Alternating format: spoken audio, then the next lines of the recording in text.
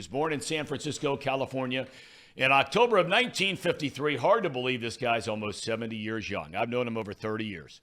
He grew up in Northern California in a baseball family. His father and brother both played minor league baseball. He was a star athlete, like they all are, right, in high school.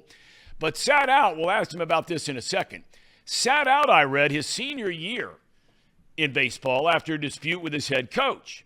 He enrolled, played 1 year at the College of San Mateo before being drafted by the St. Louis Cardinals. Now listen to this, folks, because it doesn't exist anymore. Guy was drafted in the 42nd round.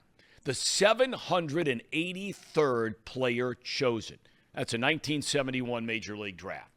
By 74, he's in the big leagues. In 1978, he won his first Gold Glove with the Cardinals. In 79, he won the National League batting title, hit .344. Led the league in runs scored and doubles. He was co-MVP of the National League with Willie Stargell that year.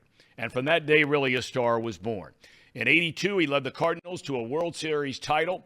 In a 7-game series win over Milwaukee, he knocked in 8 runs in the series.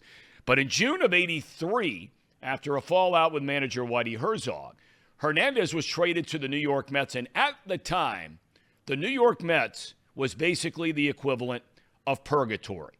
But that would not last long. 2 years later, Hernandez led a young, very uber-talented Mets team to its first winning season in nearly a decade. He wound up runner-up to the National League MVP that year to Ryne Sandberg. And then in 86, you know the deal there. The Mets won it all. An unforgettable World Series against the Boston Red Sox. But Hernandez, right after, named the first captain in New York Mets franchise history by manager Davey Johnson. He finished his career as a 5-time All-Star, 2-time World Series champion, a record 11 Gold Gloves as a first baseman. He's a member of both the Cardinals and Mets Hall of Fame. We talked about earlier. He's also been an actor. Seinfeld, Law and Order, among others. He's an author who currently has a New York Times best-selling book out right now. I'm Keith Hernandez. He's also a broadcaster for the Mets since 1998 and kind enough to join us where the Mets are down in Houston, Texas right now. One of the all-time greats. I told you, Keith, and I've told you before. Good morning. How are you? How's everything in Houston? Everything's great in Houston. It's very hot, as it usually is here in June. It's great to see you, Tom. Great to see you, Keith. I just can't thank you enough for taking the time to join us. I always like to ask, Keith, people who come on the show. I mentioned your father, your brother. What was family life like for the Hernandez growing up in Northern California? Revolved around all 3 sports. It was football, then football bled into basketball, then basketball bled into baseball. So everything revolved around sports. Back then, there were only networks, the main networks. You had no ESPN. So, game of the weeks were very important to watch. They were every Saturday. And I remember when Dizzy Dean was, for a short while, was the color commentator for those NBC Game of the Weeks, going that far back. And, basically, we grew up in San Francisco. The Giants only televised, and that was the Giants of Willie Mays, Juan Marichal, Orlando Cepeda, Willie McCovey, Philippe Ballou. They only televised games in Dodger Stadium, Chavez Ravine. And so we only had 9 games to watch all year. So it was April when it was school. We had to come home and do our homework. And then we had an early dinner and we all sat down and watched the games. In 62, when they expanded the Astros and the Mets, ironically, the Giants opted, of all the teams in the National League, to televise another team 9 games on the road. And they chose the Houston Astros. For some ungodly reason, I have no idea why they didn't choose the Cincinnati Reds or the Atlanta Braves with the Milwaukee Braves back then with Hank Aaron. I have no idea. But we were just happy to get 9 more games to watch Willie Mays, McCovey, and those guys. So basically, everything revolved around sports. Mom basically made the meals around our sporting events, and it was year-round. Now, when I read this, and I'm curious if it's true, because sometimes you read things and they're just simply not true. But is it true you did not play baseball as a senior in high school? I did play baseball, but I didn't play baseball for my high school team. My dad, I had a I had every scout in the world in the ballpark. I came out late from basketball, so I pitched. You played 2 games a week. I pitched 1 game a week. My arm I hadn't thrown since last summer, so my arm wasn't ready, and I was their ace, and I was getting my fanny kicked because my arm wasn't ready. And my coach pulled me out of a game and said I wasn't hustling or something ridiculous. And I got the approval from my brother as well, my older brother Gary, and my father. You don't have to put up with that. And my dad was always fairly pugnacious to authority. So I quit, and then my dad got me on a semi-pro team the rest of that school year, and they played on weekends, and it was the El Cerrito, believe it or not, the El Cerrito Cardinals, and they had their uniforms were the birds on the bat, like the St. Louis Cardinals, and you had to go across I believe, the Bay Bridge, and go over to East Bay and go past Berkeley. And it was around an hour and a little over an hour drive, maybe an hour and a half to the ballpark, and they would play double headers on the weekends. I played Saturday and Sunday, and I was competing. I was 17 years old when I graduated because of my birthday. So basically, I was playing against guys that were 25, 26, guys that played in the minor leagues or were college players, and it was really difficult for me because I was overmatched physically. Guys were bigger, but it was a good experience. And then when school let out, the summer league started, and our Babe Ruth League was called the Joe DiMaggio League because of Joe being the ultimate San Francisco ball player. And actually, Joe DiMaggio, my dad, started the league, and Joe DiMaggio came to opening day the first year. So, and took part in the festivities. But when I played in that, I was already ready to play. I hit almost 500 or whatever, and I lost 1 game. It was the championship game that went 9 innings. I lost 2-1. In 9 innings, I struck out 19. And evidently, the Cardinals were scouting me all summer.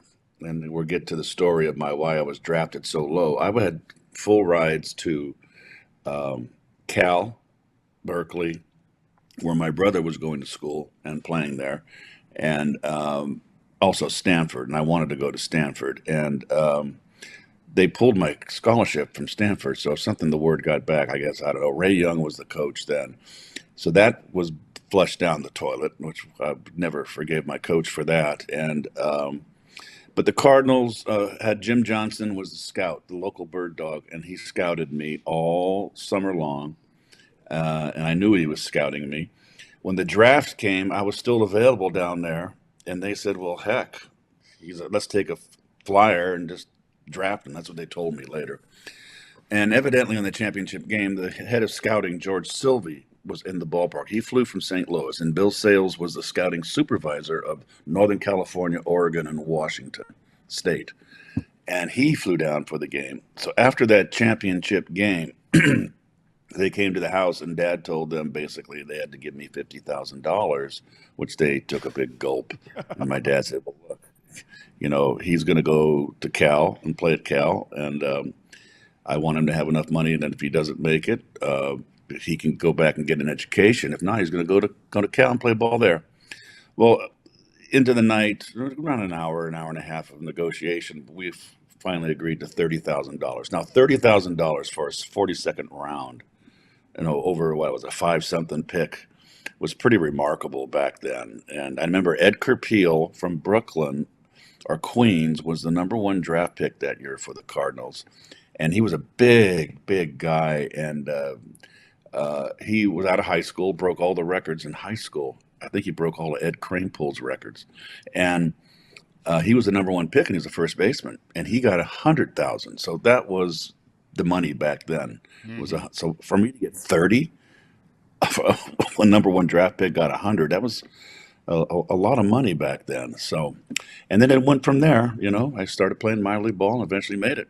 But, I was reading, and I had never really paid attention, to be honest with you, until you had agreed to kindly join us here today, that when you were coming up through the minor leagues and even at the very beginning of the big leagues, your defense was always there. I mean, you won a Gold Glove a couple years after being in the big leagues, but you weren't hitting a ton. in the Right. minor leagues. What changed? Because then all of a sudden, within a 3-year time frame, 4-year time frame, you hit 344 and win a batting title and a co-MVP in the National League. Right. Um, well, 18 years old, the first time you're playing every day, that's a big adjustment. You know, you're in high school, you're playing twice a week. You're in the summer league playing twice a week, and all of a sudden, and you're the big muck, you're the big star. Now all of a sudden, you're. I remember going to camp when I was 18. In 1972, my first year, and there was like 400 kids in the ballpark. That were there, and there was 7 teams and or 8 teams back then, and different classifications. So the competition was keen. I got my injuries out of the way when I was young. Towards the end of spring training, I was a swinging bunt down the third base line, and the fielder fielded the ball and threw it on the run, and the ball sunk into the runner, and the point of the runner's shoe hit my ulna on my forearm and broke it. So I started the season. I was out 8 weeks. I was in a cast, and then I had to come back. And when the season was already in progress, I hit 256 there, and that was a learning. It was difficult. A lot of hard throwers in A ball didn't know where it was going. Um, the competition level is a little better than I Mm-hmm. think. You know, when you're playing against people from all over the world, Latin America and South America, United States. And but Double A the next year was uh, the most difficult year for me. I had the most difficult time in Double A. If I started seeing the slider for the first time, a right-hander throwing the slider on my hands, and it was a big adjustment. I got off to a terrible start, and thank God Bob Kennedy Sr. was the farm director, Yep. and I was hitting like 190, and I just was under 200, and I really was ready to have a nervous breakdown, and I just thought my career was over. I had a problem with my wrist after the forearm healed, and if I slid and if I jolted my hand on a slide, I couldn't pick up a bat for around a week, and I thought maybe my career was over. Eventually, it went away, thank God, but I got hot, and I remember we had a doubleheader. It was so hot in Little Rock, and we played a doubleheader every Sunday there. And I went like 6 for 8, and I got my average to 300. This is probably in July, and I went home and took a bath. I remember, and I think everything just came out of me. And I came back to the ballpark the next day, and I was drained. I didn't know how to play every day. You know, back then I was 19 years old, and I was emotionally drained. And I went down. I went from 300 to 260, and I mean, I was going in the tank. And what does Bob Kennedy do? I get called into Tom Burgess's office, and he says, "You're going up to Tulsa, AAA. You're going to meet the team in Wichita." I go, "You're kidding." He goes, "Nope." He goes, "Go up there and have fun. They're 10 games under 500. They're going nowhere." Mike Fiore was the first baseman. No, it wasn't Mike Fiore. It was another year. He goes, "You're going to play every day, and the team's going nowhere." So I get an airplane, fly to Wichita. Jack Kroll's the manager, calls me in the office and tells me, "We're going nowhere. Just go out and have fun. Do what you can do. We know you can play." Well, I go out there in 35 games, and I hit 333, and I drive in 30 runs, something like that. We turn around and win the division the last day of the season. We take a doubleheader from the Cleveland team, which was Oklahoma City, and we go into the playoffs, and the mighty Iowa Oaks, which was the White Sox, we beat them in 7 games. We win the championship. That turned my career around. I remember running into Bob Kennedy years later after I was, my career, and I was in the middle of my career, and I was having the success. And I asked him, "Why did you call me up?" And he said, "Keith, I knew that you had it. I knew that you were something special. And if I had sent you down, it would have destroyed you. So I took the chance that Tulsa calling you up would make the difference. And sure enough, that's a big point of my career right Yep. there. It wasn't for Bob Kennedy. It was, and then you have people in your life that are Yep. there when you need them, and Bob Kennedy was one of them, and that basically saved my career. And how cool was it that when you finally got the call to the big leagues, you got to make your major league debut in your hometown? I mean, now that, you talk about moments or people, whatever it might be. I mean, how cool was that? It would have it's cool, but it was stressful. My dad was my batting instructor, taught us how to play, former minor league player. I didn't make it. I had to leave a lot of tickets. It would have been better to probably open up somewhere else with less stress. I mean, we were in Oklahoma when Ken Boyer was the manager in Tulsa that year in '74.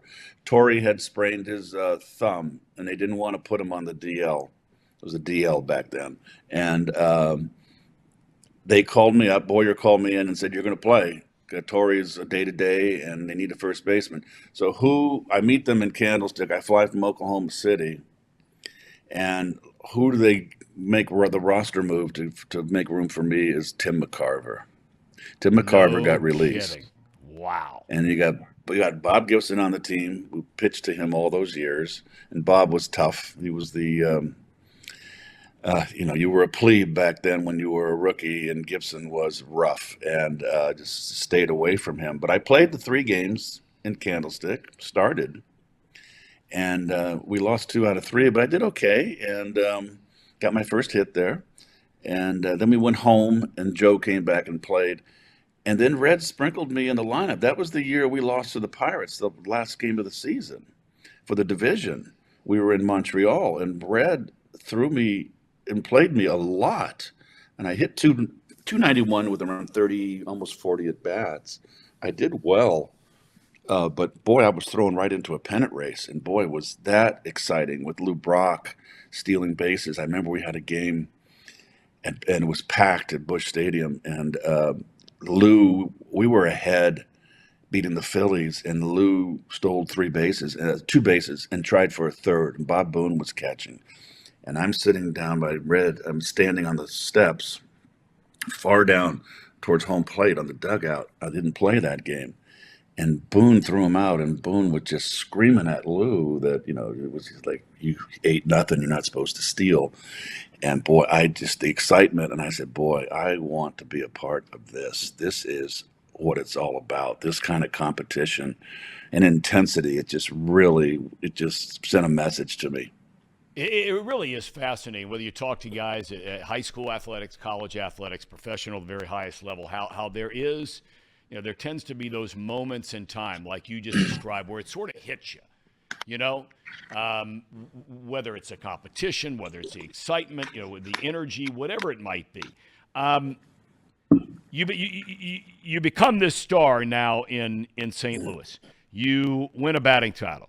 You win an MVP. You win a World Series. Whitey Herzog comes in, and you've been asked about this 1,000 times before.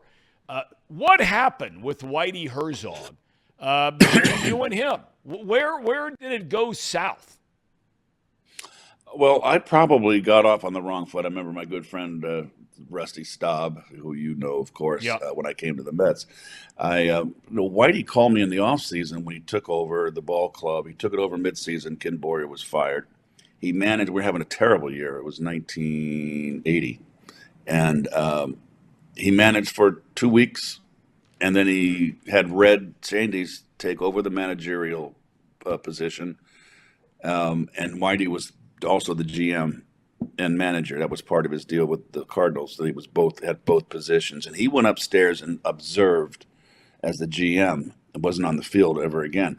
Off season comes, and this is before he makes the big trade where he trades Ted Simmons and Raleigh Fingers and Pete Vukovich over to Milwaukee, and which was a very controversial trade. But Whitey was a character out of a Faulkner book or a Mark Twain book. And he called me on the phone and he goes, would you go fishing with me? I want to get together with you. And I declined. And I said, because my father always said you didn't want to be a kiss ass. And I just felt like I was it would be like brown nosing, and I said, "You're the manager. I'm just a player." I didn't go, and that may have got us off on the wrong foot. Rusty said I was stupid. I should have gone fishing, but anyway, that kind of got things off on the wrong foot. He came over, and George Brett was his Bobo, and George Brett was the premier player. He's a great player, Hall of Famer, of course, and he had George over there, and I was the batting title, and so it was me and George were the two like big hitters. And as far as well, George had more power than me, but uh, it was like I felt like. I mean, he came up to me one time and said, "You don't take in. Why do you insist on everybody take infield?" And I never liked to take infield. I took my ground balls pregame, and I took my ground balls very seriously all the time. I did my 15 minutes of work before every game, caught all the balls from my infielders, and I was a Gold Glover. That's the easy part of the game. You can blindfold me, and I can go out and pick it, and that's the easy part of the game for me. And he told me I didn't play. I would just go through the motions. I wouldn't lollygag. I wouldn't play burnout, and I would conserve my energy. It's hot in St. Louis, and he kind of got on me about you don't take infield hard and throw the ball around. I said, "Whitey, that's a long season." I go, "I'm not. I get my ground balls. I don't. I'm not going to waste any energy on infield." But he was old school, and that back in those days everybody loved to take infield, and I took infield every day. So that was the rule. That was all there was to it. I did it, but I didn't play burnout. And I'm going to conserve my energy. I played 155, 52, 57 games a year in that on AstroTurf in that heat. And when I went over to New York, ironically, I asked Davey if I could not take infield at home because at home, actually on the road, because you took the last infield and then you had to come in, change your shirt. You had like 25 minutes for the game. And I really like to get that period of 45 minutes for the game after BP just to relax and prepare and go out and warm up. So things just kind of, I never felt that I was Whitey's kind of player. I never felt really any warmth from him. Um, but I loved playing for him. He was the best field manager I played for. He never made any mistakes.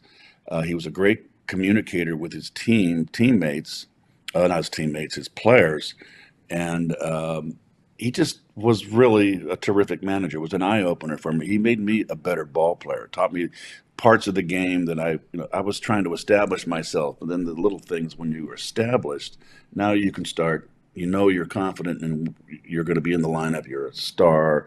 You're a good player, and getting a runner over, driving, doing the little things to help win a ball game, particularly when it's late and close. He made our team world champions. I mean, he came over and took charge of that team, and we needed leadership. We had a lot of young players. It was a changing of the guard. Lou Gibson had retired. Lou had just retired, Lou Brock. And it was a transformation at Gary Templeton. We had a lot of young players, and sprinkled with Ted Simmons and George Hendrick, veterans. So we had Gene Tennis and Jim Cott. But we were basically the foundation of that team was young, and Whitey pretty much players want to be led. And he was. I don't think we win the World Series if Whitey wasn't our manager.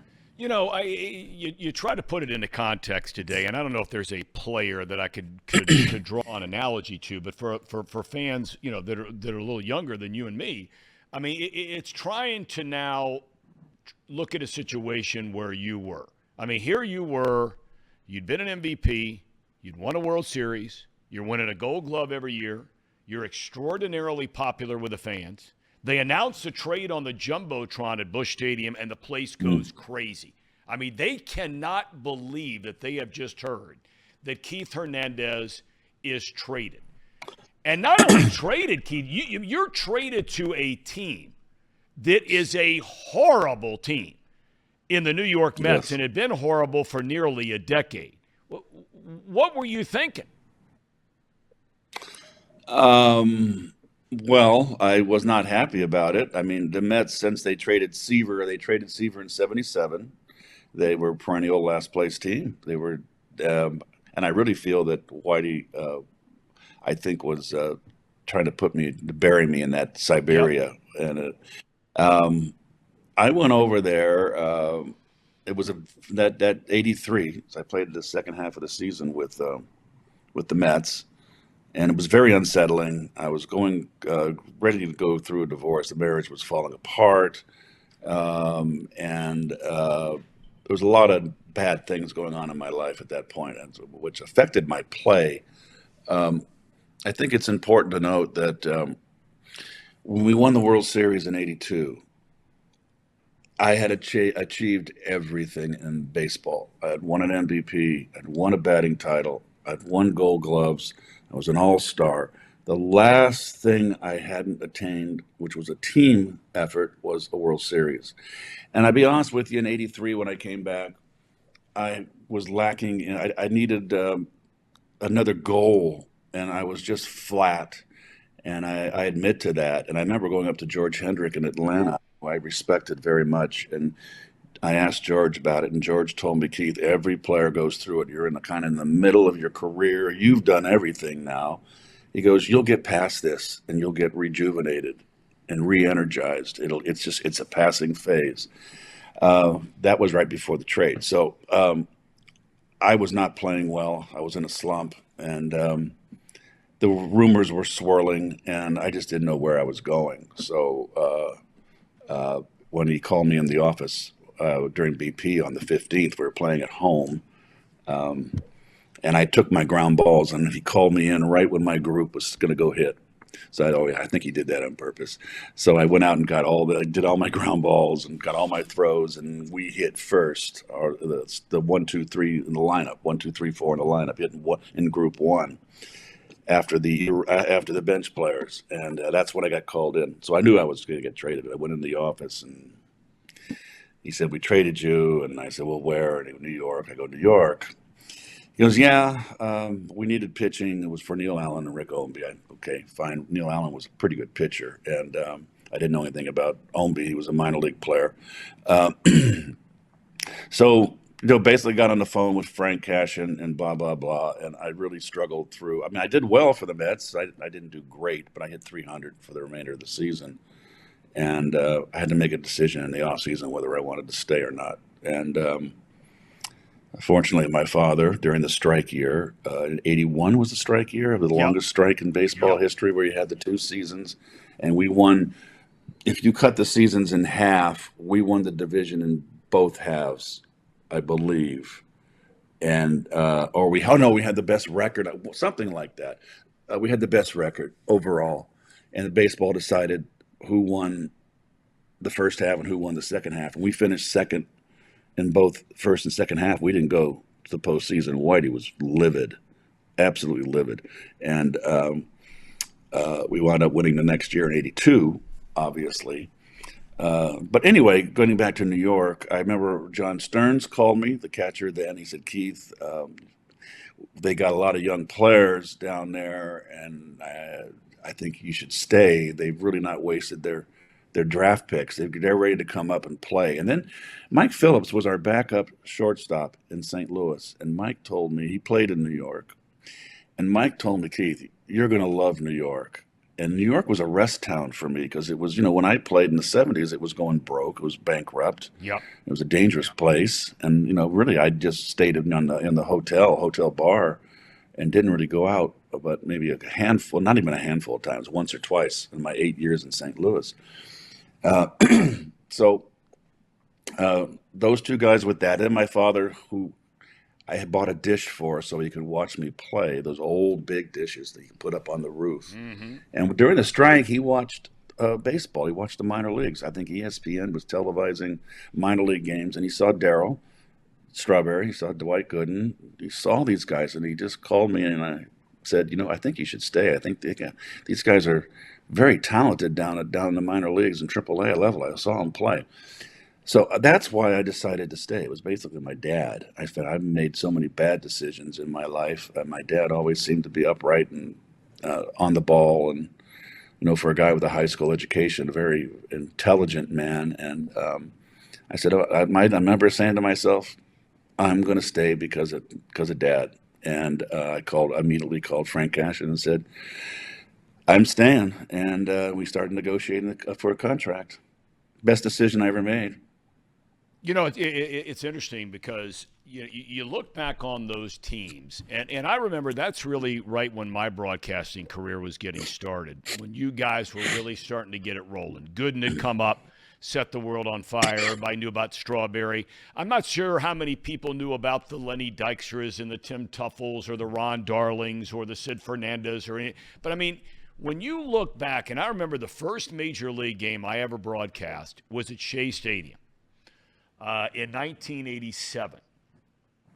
And Strawberry hits a home run to win the game off John Franco off the scoreboard out in right field. And I thought to myself, and look, I didn't know shit about shit, right? But I mean, I'm just sitting there and I'm looking at this team and I'm going, man, this is a really good team. There was an edge to that team. And I really think you were the guy that brought the edge to that club.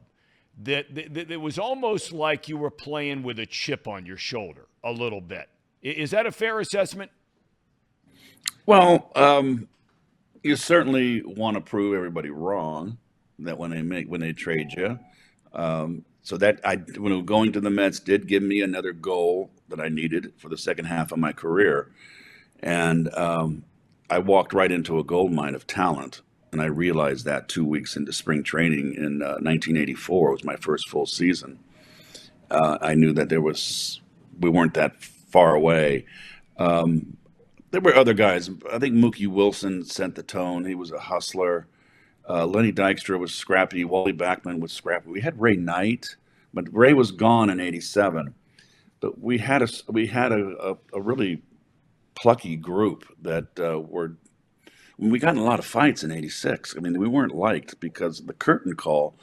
And I remember my first home run. There was no one in the stadium in '83 in the second half, and it had to be 4,000 or 5,000 people in the ballpark, and they're standing up. And Rusty goes, "You got to go take a bow." I go, "What? Take a bow? I'm not going to show up the pitcher." He goes, "You're not going to show up the pitcher. This is what we do here. You have to do it."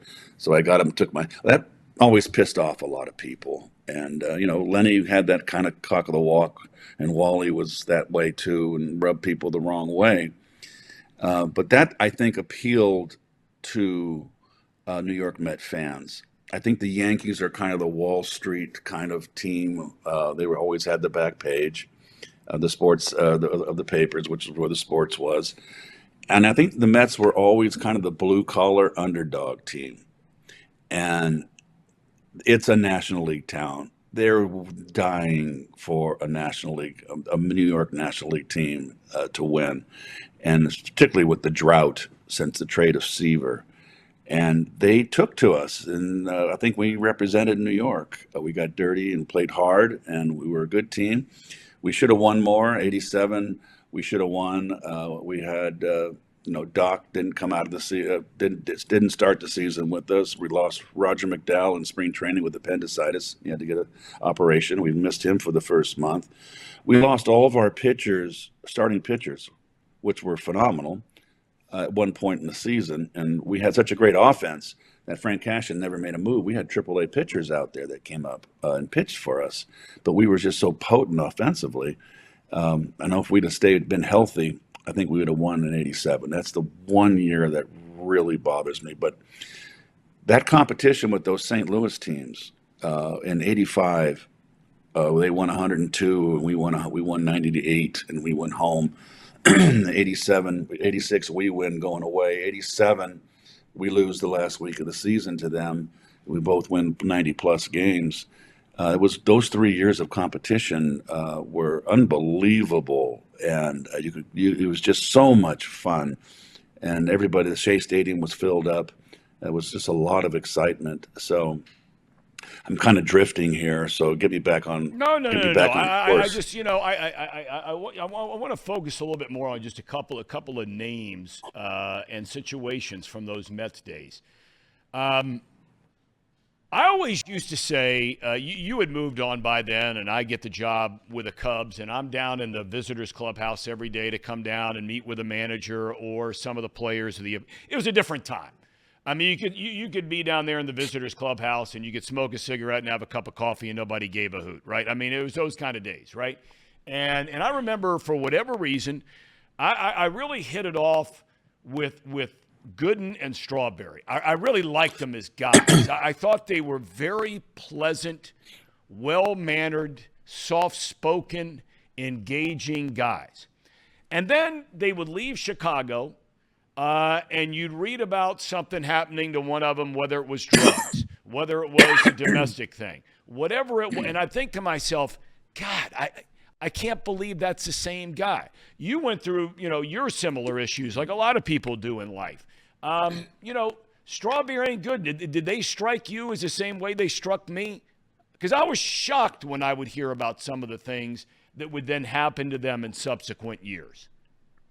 Well, Doc that you were correct in your assessment of both of them. They're wonderful guys. It just went down the wrong path. Doc was a big shock. And he's the one that still to this day has his demons but Daryl's turned into a Baptist minister and does a lot of good work with drug rehab for young kids and does a lot of good work. I don't know. Daryl was liked to be like Reggie, I guess, Reggie Jackson, to be the swirl around him. Doc, like I said, when that came down, everybody was just completely shocked, and it was very unfortunate because he, I remember playing behind him, and I'm going, now I know what it's like to play behind Bob Feller, Tom Seaver, Sandy Koufax, Lefty Grove, the great pitchers. I had that part of my career where that rookie year for him, 84, 85, was a phenomenal Cy Young year for him. And even after, he was still striking out a lot of people. To play behind him was really, really something special, and very fortunate to be able to experience and see all those starts from my perspective at first base and be a part of it. But they're all, their careers are over now. It's gone, and Daryl to me was could have hit 500 home runs. He was just unbelievable talent. You saw him play; he was incredible. Yeah. And it's unfortunate, but I'm glad that he's got his life together and he's doing well. And I don't see Doc very much, but the last time I saw him, he looked good, and you always kind of pray for him and wish the best for him. And I think he's doing okay. Well, look, you were able to get through some similar issues, Keith, in your life. I mean, look, I've learned it, the hard way. And I mean, people want to be judge and jury about everything. And I don't think it's anybody's job, last time I checked, to be judge and jury in terms of gauging other people's lives. I've always thought that some of the things you went through, I think it's amazing. And I say this with the utmost sincerity and complimentary fashion that, look, everybody goes through whatever they go through. How did you get through it all? Baseball. Baseball was my sanctuary, the ballpark. I was going through a divorce. I took my divorce I left in winter of 83, 84, and my divorce wasn't ever finalized till 87. And that was hanging over my head. Also the issue, and I was part of the Pittsburgh trials, and I just messed around for a couple years, just a little bit here and there, nothing crazy, but I can tell you that cocaine is not a PED. It is a career destroyer, and I realized that, and that's what enabled me to get away from it. I knew I had to, and I think getting traded to New York helped, because it was like all of a sudden I had a new identity. I mean, a new team, a new bunch of guys, new organization. The when I got traded in '83, that stuff hadn't hit the papers yet. So it was uh, when it did happen, and I got the phone call from the FBI in '84. It was like I was in my past. I got away from it. It was over. As that chapter of my life was done, and then all of a sudden, here it comes, pops up again. And so I went, oh, so that was tough. But I always was able to go out on the field and forget everything. Baseball was the most important thing in my life. When I was 5 years old, I realized when my father had sawed off a little league bat and started throwing tennis balls to us, that I wanted to be a big league ball player. And that was my goal and my one desire in my whole life. And Remember, I mean, I was dialed into things like All in the Family and the Jeffersons and all this, and me these too. shows in subsequent years, right? Okay, so I've never seen Seinfeld. I work with all these young guys here in the studio, and they're like, dude, you got to ask him about Seinfeld. And then I start reading in preparation of this where Larry David, of course, who was very involved in that whole thing with Seinfeld, has gone on to say, TV Guide goes on to say, the episode you were in, which I think was called The Spitter, right, is No, the one of boyfriend. the boyfriend, was one of the best episodes of any television show of all time. That's according to Right, TV Guide. What was that right. experience like? Well, I think it was 90. I retired in 91. I was out all 91. I had back surgery, and my career was over. But I was active on the roster, so I think it was 93 of that show or 94. I'm not sure. I think 93. And it was, I think, the second year of the show, if I'm correct, or maybe the third. I'm not sure. The show had not taken off. Um, and Larry David told me after we did it, it was a 1 week in LA, and I had never acted before, never wanted to act. Uh, Jerry was a Met fan. I was one of his favorite players. He conceived the idea. Larry David's a Yankee fan, so they collaborated, and there was three other writers too. Larry told me after that they knew they had a hit show and they wanted to use it on sweeps, which is Mm-hmm. where the big advertisers are. And that's why it was an hour show. They show it in 2 episodes now, but it was an hour during sweeps. And they knew that they had a winner. And it was all, Larry said, we didn't tell you, but it was all hinging on you. If you were a stiff, it was just, we were going to use it in season. It was going to be a half-hour show. If you did okay, if you held up okay, we had the extra uh, subplot, which was George getting going for unemployment, and then going out with the daughter of the unemployment girl, the gal, the mother, going out with the daughter, and then getting her a autographed baseball from me, and that was the whole subplot that they added to make it an hour, and it can use on sweeps. I had never acted. Jerry, for some reason, did not call the Mets. He called my agent was Scott Boras, and I had no need for Scott anymore. I was out of the game. And I haven't heard from Scott, and Scott's a family friend, by the way. He played A-ball with my brother. They were roommates in St. Petersburg, the Florida State League.